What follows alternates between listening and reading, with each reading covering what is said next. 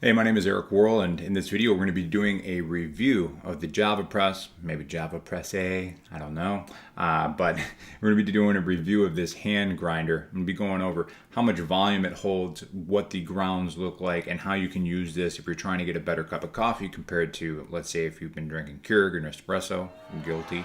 I've actually switched over to their pour over drip coffee. It's a little bit of extra work, but the coffee and the result of it is so much better.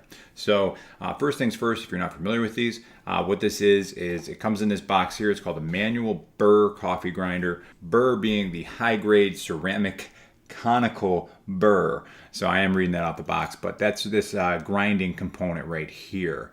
So the way this works is you can twist on the bottom here, and this can set your grind setting.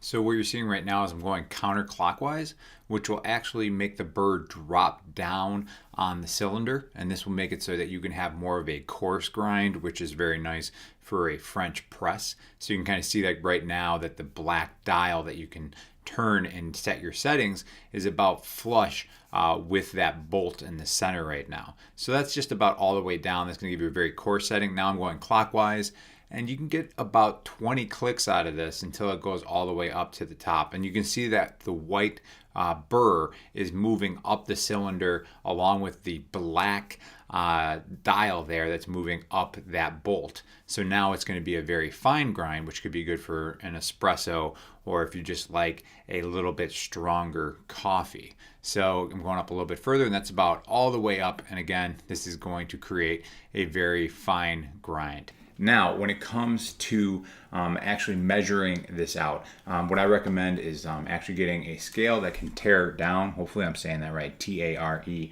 What that means is you can put something on the scale, and it'll tell you what it weighs in grams, ounces, and then it'll be able to zero out so that when you add the coffee beans, it's going to tell you exactly how much in that weight of coffee beans are in there. So I'm going to show you how that works right now.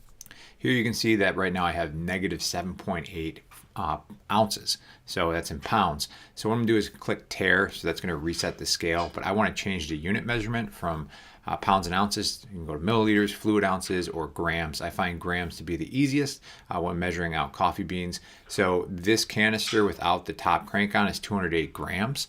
I'm going to click the tare button, which is going to set this to 0 for the weight. So now when I add any coffee beans, it's purely the weight of the coffee beans. So right now it's at 20 grams of coffee beans. You can see that the canister is almost completely full. So you might be able to get a few more grams in, but that's essentially how much you can fit into this unit.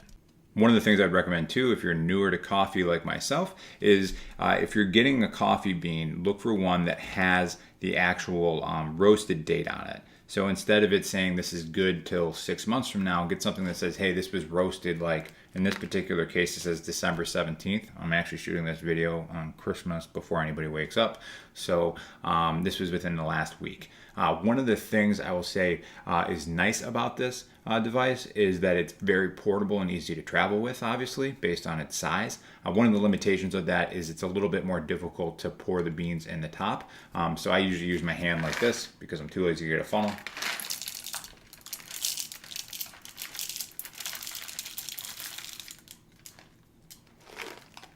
Okay, I did drop a couple beans anyways, and I found a couple crumbs.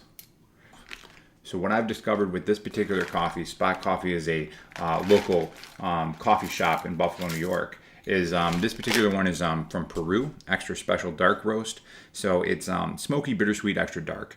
So one of the things you might want to do is if you're getting into this is take note of the type of coffee bean you're using, because this one's pretty strong. It's got a pretty bitter taste to it. So I actually kind of dial back the amount of coffee beans. What you can see on the screen right now is a simple Google sheet that I use that tracks how much water I use versus how much bean that I use and the type of coffee bean that I'm using.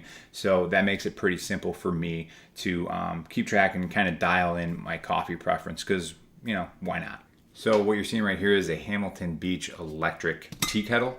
I like this because it's super easy to use, it's fast, and it's very safe too. It automatically shuts off once it's done heating. So I do measure out the amount of water I use filtered water, of course, and I've got 10 ounces in here, so I'm gonna get a good idea now of what this particular coffee tastes like when you have 20 grams to 10 ounces. And you know, if you're in a different country, you don't use ounces, all of that is on that calculator where it'll show you everything that you need to know. So I'll start the coffee now, and while I'm grinding, I will let this go because I'd like this to be at peak heat while this is peak freshness right after the grind. So let's get to it.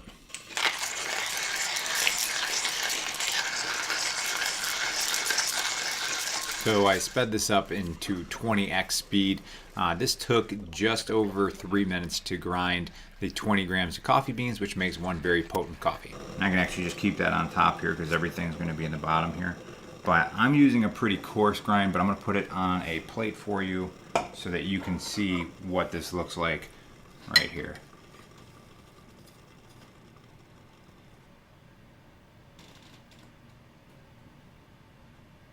Pretty even, consistent grind.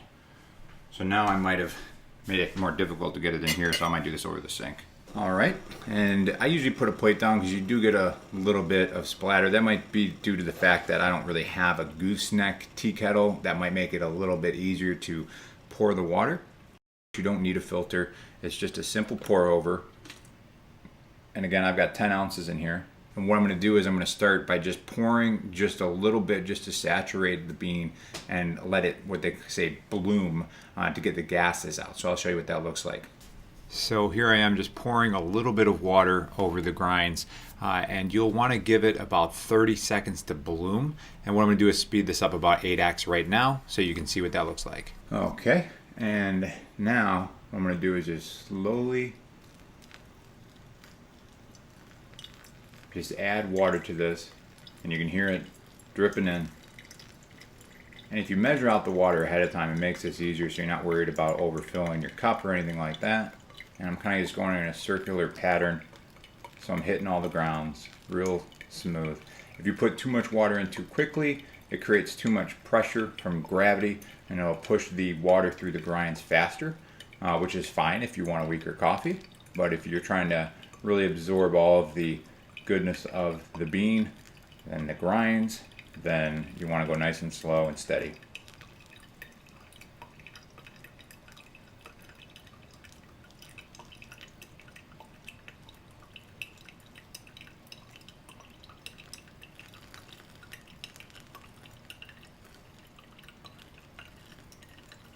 So I can tell you from editing this after the fact that this is one delicious cup of coffee. And you can always experiment with the type of beans you're using and the ratios that you're using. Again, you can get that coffee calculator that I featured earlier in the description of this video. And I also have links to the products in this video also in that description, so you can check those out. And hopefully if you do end up getting this product, you really enjoy it. I think you will. It's a great coffee grinder, especially if you're on the go, if you're traveling a lot. It's very portable, so I think you'll really enjoy it. So give a thumbs up if you enjoyed this video. I appreciate your support. All right, I gotta drink some coffee.